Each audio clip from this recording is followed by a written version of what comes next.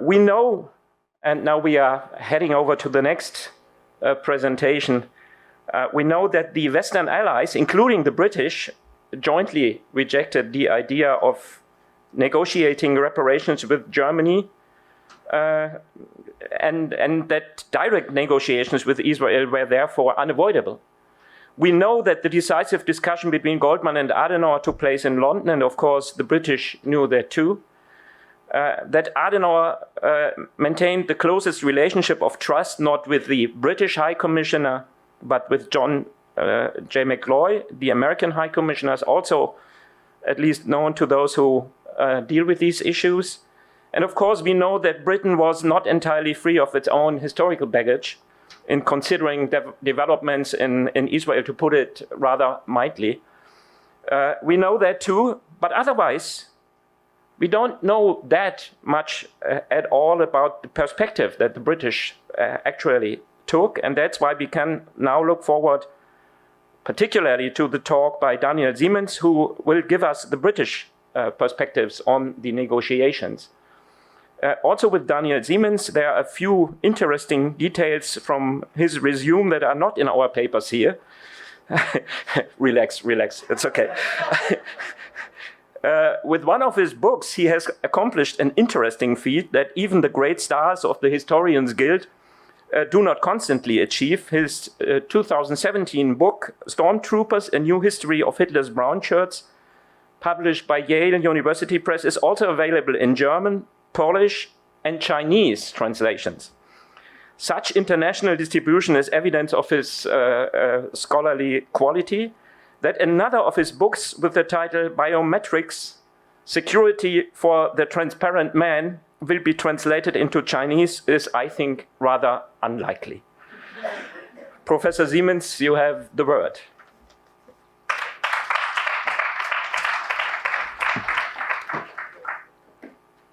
Okay, yeah. Thank you very much, Michael Borchert. I was a bit skeptical what was to come, but I think that's great. Yeah. Thank you very much for having me, Professor Stauber and his wonderful team. A really great conference, and I really enjoy it. And I should maybe admit at the beginning, when I was asked to contribute to this conference, that it was still in the pandemic.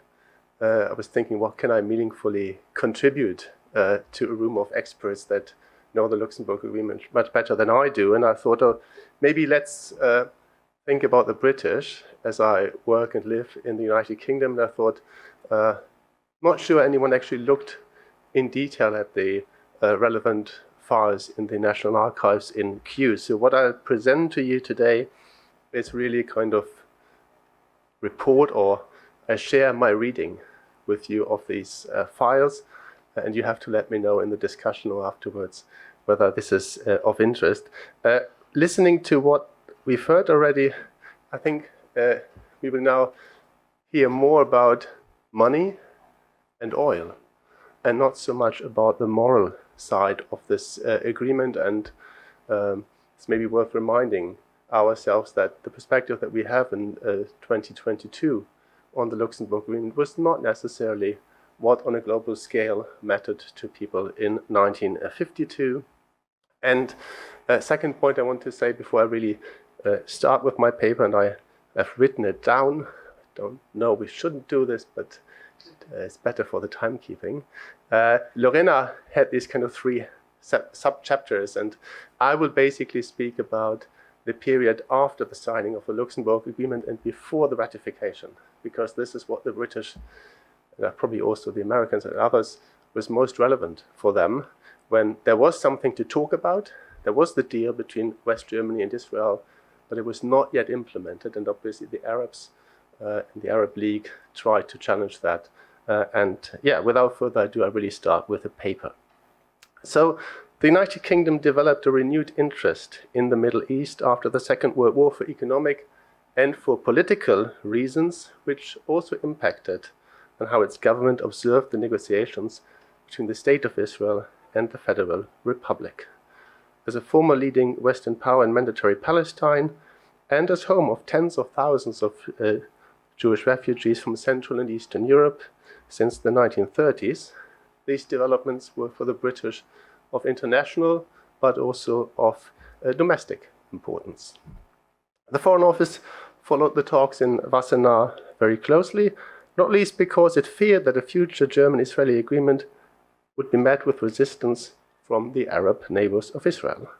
The British diplomats were also concerned with how such an agreement would impact on the Anglo-German post-World War II payment agreements, that came up in the film yesterday as well as the Anglo-Israel trade. In fact, they were quick to note that the economic consequences of the Luxembourg Agreement, which not only requested West Germany to pay reparations to Israel, but it also gave the Federal Republic a competitive advantage in Israel, and to the detriment, so to say, of the United Kingdom, or so it was feared very early on.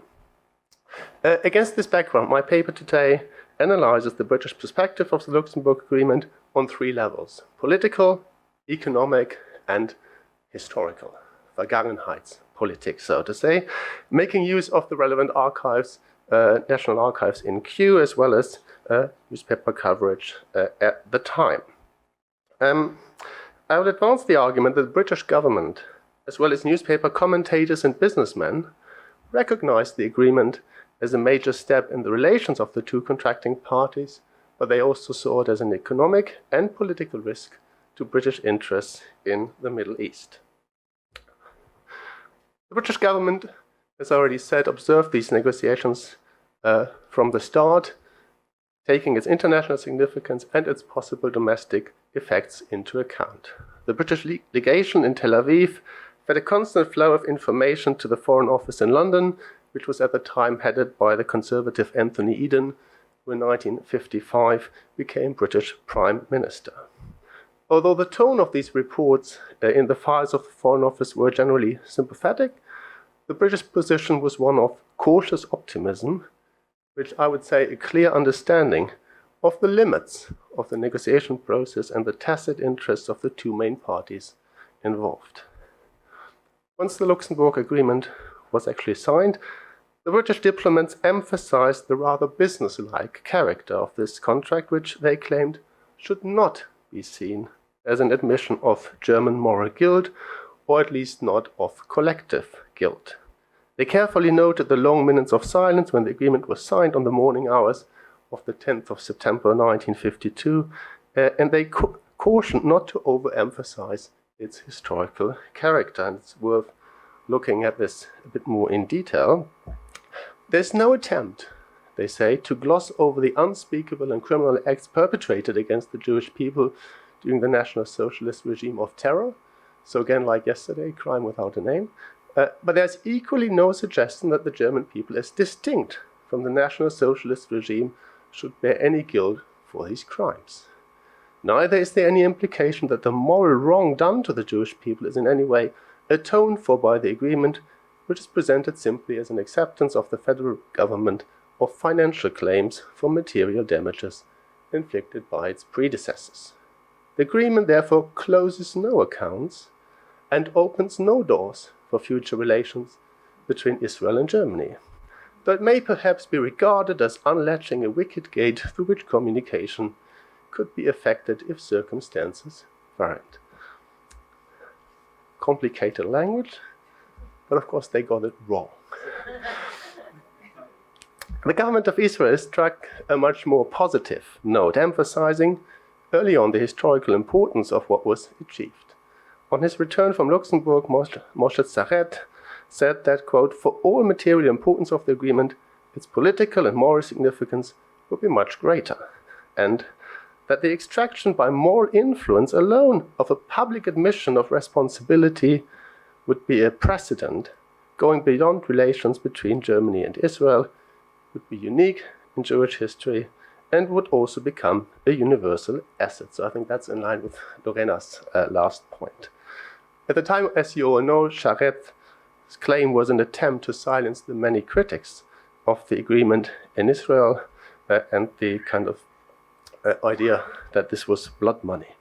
I think from today's perspective, Tzaret got it right and the British got it wrong, and the admission of moral guilt started this process of diplomacy of guilt, which until this very day, in a way, sets the tone for the relation between Israel and Germany.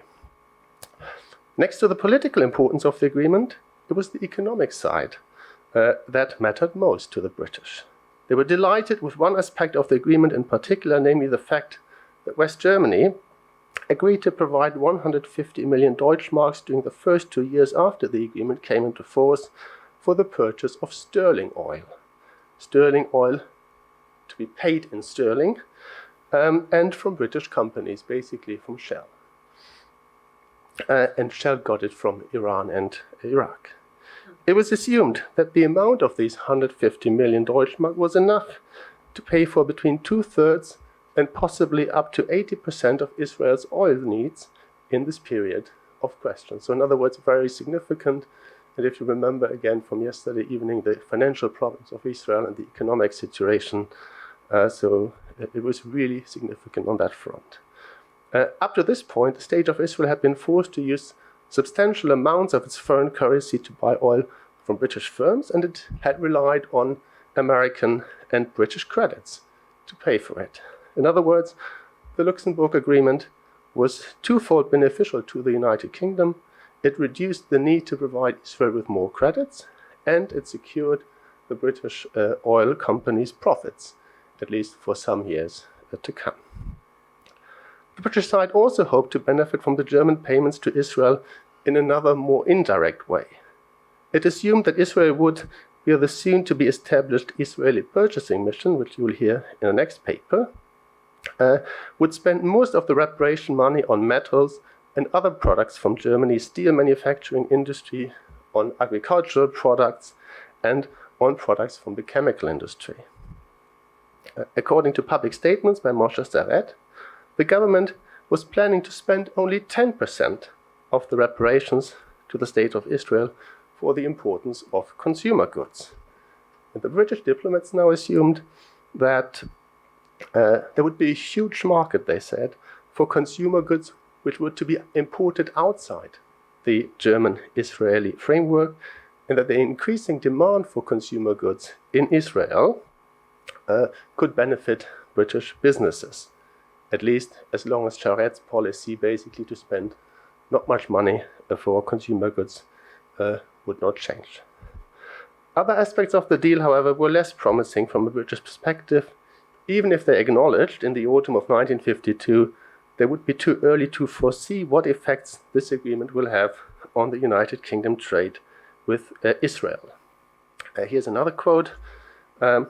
It would, however, tend to have an unsettling effect on the pattern of trade between the two countries, and there's certainly a danger that the United Kingdom might be largely supplanted by Germany in the permanent markets of raw materials and heavy machinery which Israel will always offer, in exchange for the more temporary markets in consumer goods.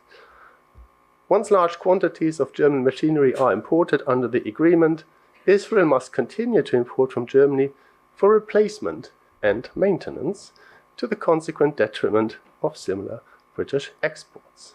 End quote. To address this anticipated problem, the increasing long-term Israeli dependence on German technology to the disadvantage of the British Commercial Relations and Exports Department met with the Anglo-Israeli Chamber of Commerce as early as December 1952 to secure the safeguarding of British economic interests in Israel.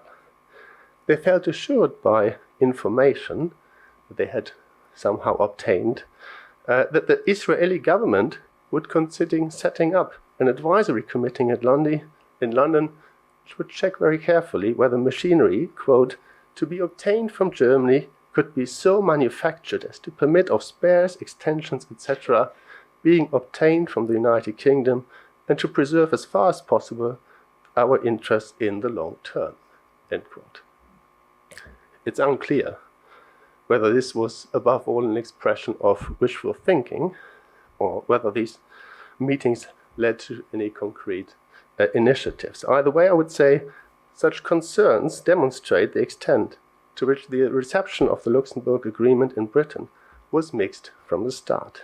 Next to ongoing political support, facilitated by British diplomatic efforts in the negotiation stages of the agreement, economic and financial lobby groups in the United Kingdom very early on began to ask Her Majesty's government for protection of the vested interest in Israel. And in the years to come, these concerns only intensified. It leads me to my second point. Immediately after the Luxembourg Agreement was signed, the Arab League objected to the deal and warned of serious economic and political consequences.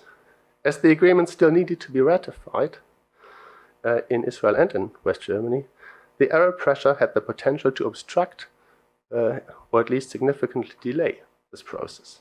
Within days, the Arab League sent a delegation to Bonn, tasked with putting pressure on West Germany into industry and threatening a boycott, which might even be extended to include the participation of non-Arab states like Pakistan and Persia, so Iran.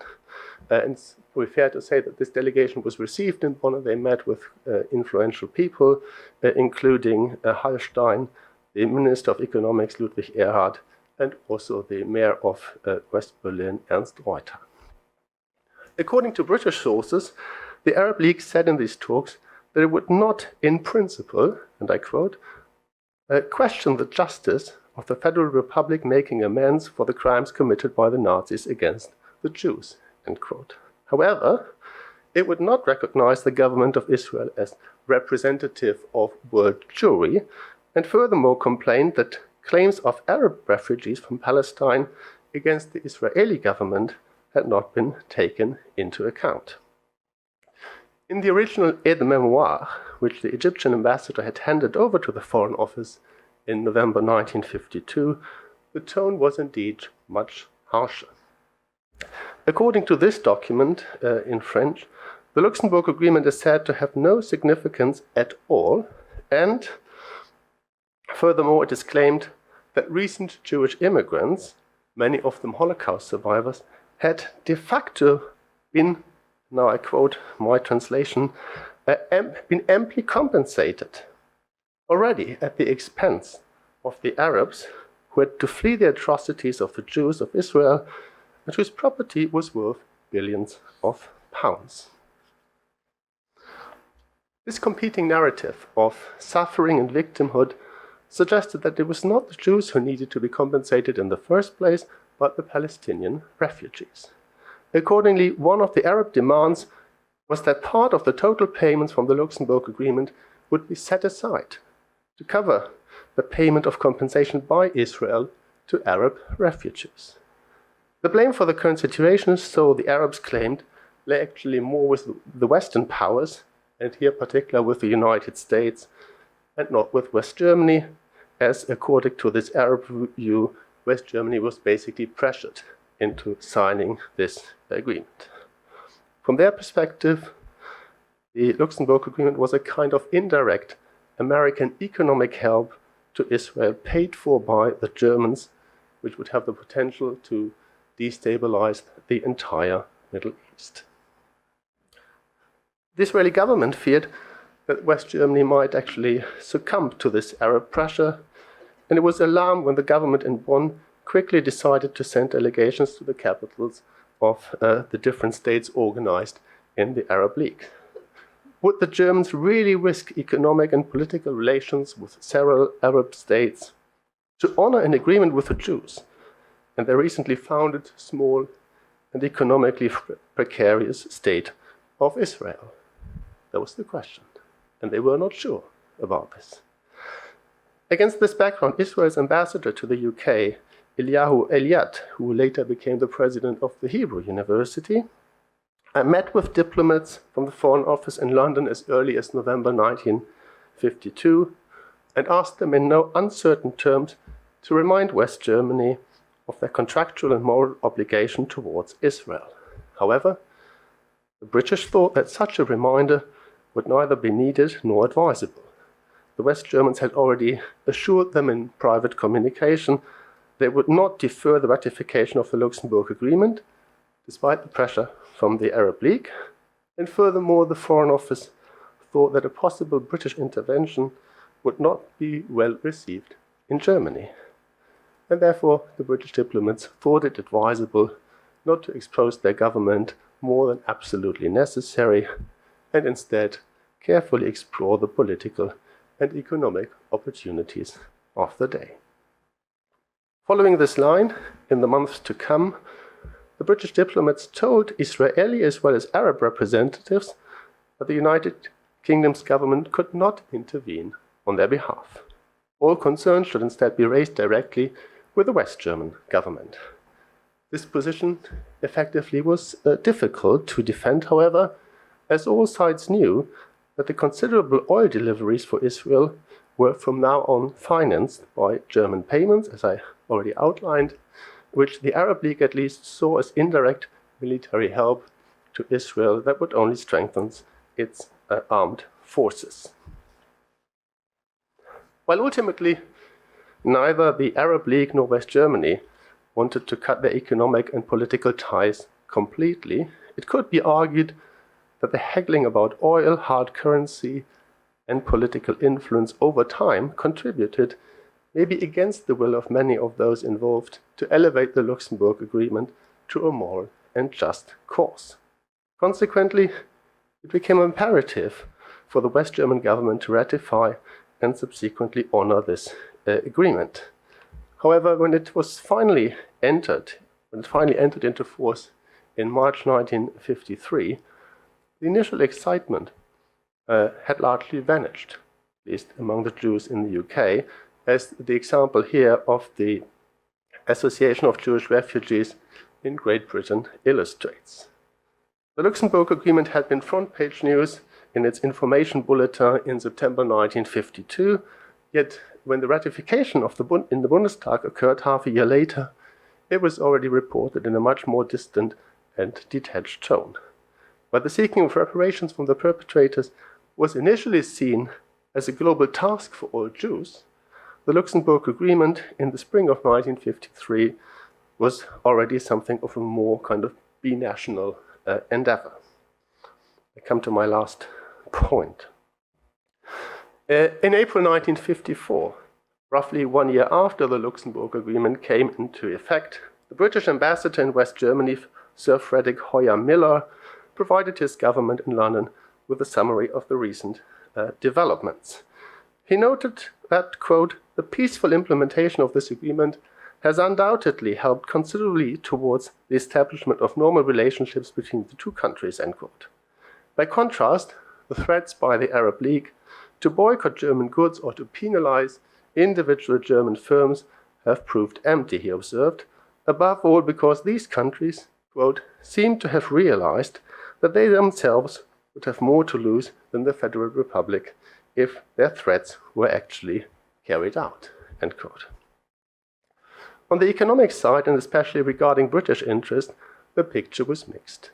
On the one hand, the British ambassador pointed out that the Israelis had so far purchased sterling oil worth of 150 million Deutschmarks, as had been agreed.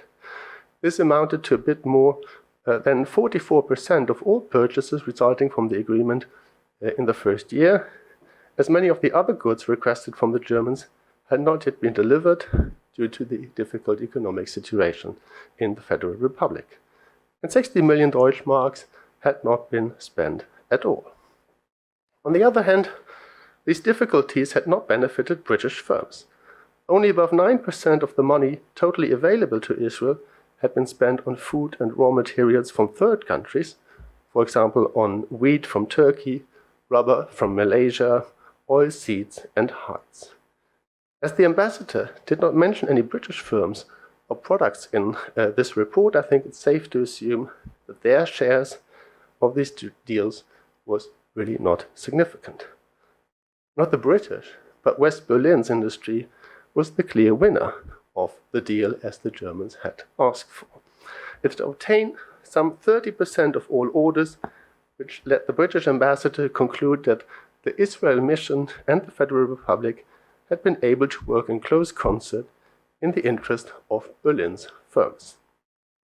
Prospects for British businesses were even bleaker in 1954 than the present situation.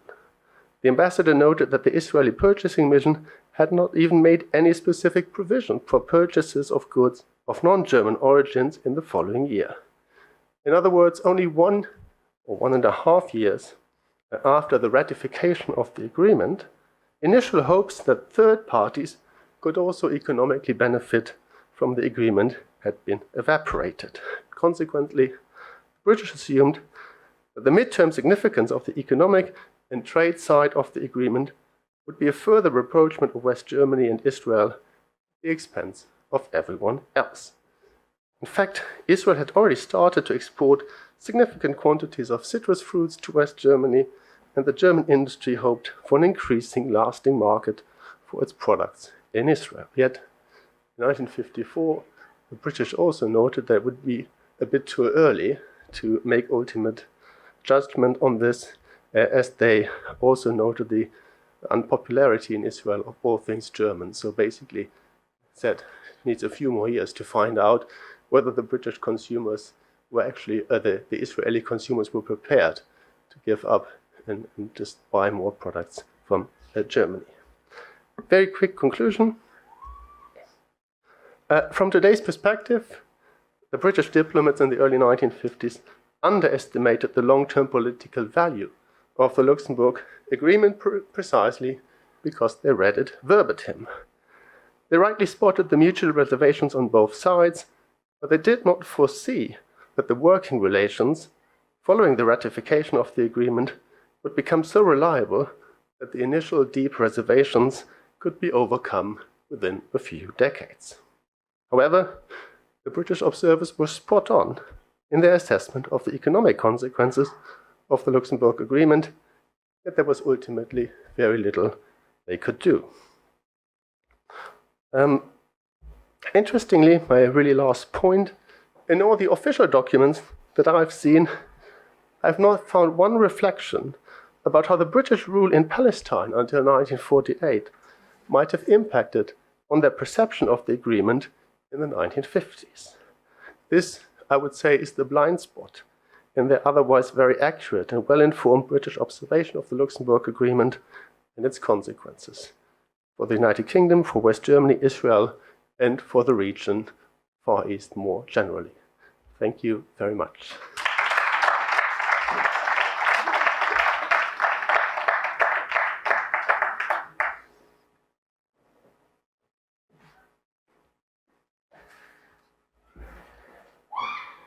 I hope this wasn't a comment. Thank you for this, I thought, very insightful contribution. Actually, I had the impression that this was also to a certain extent filling a void, which makes it very valuable to all of us. And my feeling also was that this wishful thinking that you named was kind of a pattern that you could really see in the way the British assessed the situation. And it also brings us to a certain extent back to the old times that are becoming increasingly unimaginable, back in the old times where it was all about oil, actually. And I'm also very thankful that you already kind of, in a way, introduced our next speaker, because you handed over to the importance of the mission, of the purchasing mission, and what role it actually played. So thank you again for your contribution.